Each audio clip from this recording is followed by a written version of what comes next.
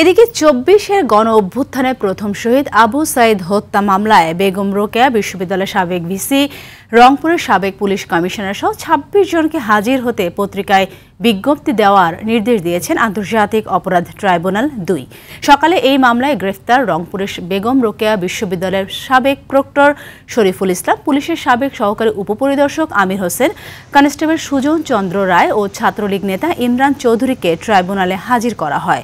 পরে ৩০ জন আসামির মধ্যে ২৬ জন আসামি পলাতক থাকায় তাদের পত্রিকায় বিজ্ঞপ্তি দেওয়ার নির্দেশ দেন ট্রাইব্যুনাল। এর আগে গত ২৪ জুন ৩০ জনকে অভিযুক্ত করে আবু সাইদ হত্যা মামলার রিপোর্ট দাখিল করে তদন্ত সংস্থা।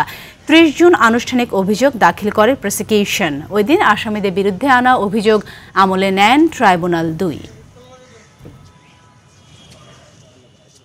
সামনে গিয়ে